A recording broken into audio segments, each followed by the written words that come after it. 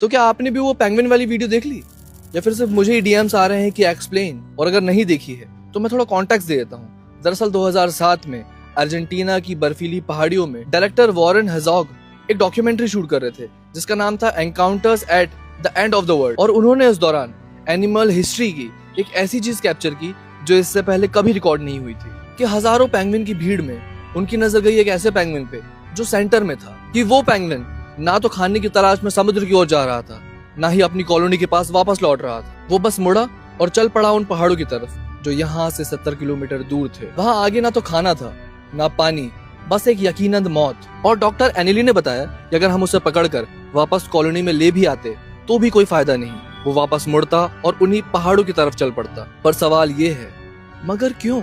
देखो, ये एक ओपन एंडेड क्वेश्चन है, इसके हजारों परम्यूटेशन कॉम्बिनेशन सही आंसर्स हो सकते हैं। मैं साइकोलॉजी से संबंधित हूँ तो मैं उसके अकॉर्डिंग अपना आंसर दूंगा, पर मैं चाहूंगा कि आप लोग भी अपनी राय कमेंट सेक्शन में बताओ कि वो इन पहाड़ों पे जा क्यों रहा था, क्योंकि आपका ओपिनियन भी सही हो सकता है। दरअसल 1920 में सिगमंड फ्रॉइड ने किताब लिखी थी बियॉन्ड द प्लेजर प्रिंसिपल। इस किताब में उन्होंने ह्यूमन बिहेवियर को दो अपोजिट फोर्सेस में डिवाइड किया था। पहली होती है इरोस, द लाइफ इंस्टिंक्ट। ये वो फोर्स होती है जो हमें जिंदा रखती है, रिप्रोडक्शन और सर्वाइवल के लिए पुश करती है। और दूसरी होती है थैनाटोस, द डेथ ड्राइव। और ये दूसरी फोर्स ज्यादा डेंजरस है।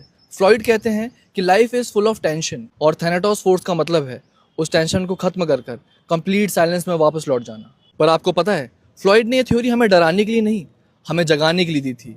ये थ्योरी ये साबित करती है कि जिंदा रहना कोई कोइंसिडेंट नहीं है, ये एक अचीवमेंट है। कि हर सुबह जब आप उठते हो और थैनाटोस फोर्स की आवाज को इग्नोर करके आप काम पर जाते हो, तो आप नेचर की सबसे बड़ी फोर्स को हरा रहे होते हो। उस पेंगुइन के पास शायद कॉन्शियसनेस नहीं थी, इसलिए थैनाटोस फोर्स वहां जीत गई, पर आपके पास है।